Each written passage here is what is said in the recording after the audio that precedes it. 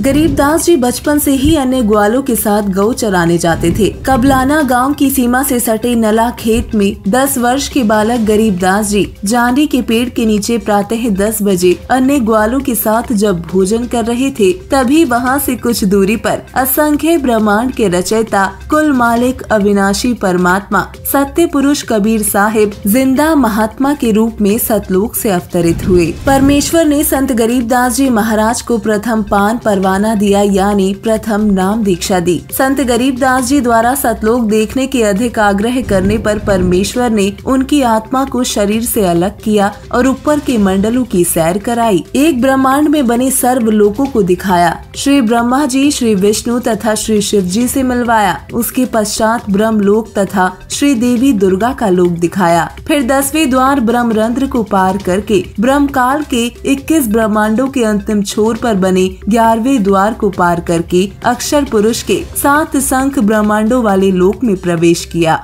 संत गरीबदास जी को सर्व ब्रह्मांड दिखाए, अक्षर पुरुष से मिलाया। संत गरीबदास जी को अक्षर पुरुष के 7 शंख ब्रह्मांडों का भेद बताया। वह आंखों दिखाकर परमेश्वर जिंदा बाबा 12वें द्वार के सामने ले गया, जो अक्षर पुरुष के लोक की सीमा पर बना है, जहां से भंवर गुफा में प्रवेश किया जाता है। फिर सत्य लोक में प्रवेश करके उस श्वेत गुम्बद के सामने खड़े हो गए, जिसके मध्य में सिंहासन के ऊपर तेजो में श्वेत नर रूप में परम अक्षर ब्रह्म जी यानी कबीर साहिब जी विराजमान थे, जिनके एक रोम से इतना प्रकाश निकल रहा था जो करोड़ सूर्य तथा इतने ही चांद के मिले जुले प्रकाश से भी अधिक था। इससे अंदाजा लग जाता है कि उस परम अक्षर ब्रह्म जी के संपूर्ण शरीर की कितनी रोशनी होगी। सतलोक स्वयं भी हीरे की तरह प्रकाशमान है। गरीबदास जी ने सतलोक में सतपुरुष परमेश्वर कबीर साहिब जी के वास्तविक रूप के दर्शन किए। 3 वर्षों पश्चात संत गरीबदास जी महाराज की भेंट दादूपंथी संत गोपाल दास जी से हुई। 13 वर्ष की उम्र में संत गरीबदास जी ने परमेश्वर कबीर साहिब जी के आशीर्वाद से मानव इतिहास के सबसे महत्वपूर्ण अमर ग्रंथ साहिब की रचना की।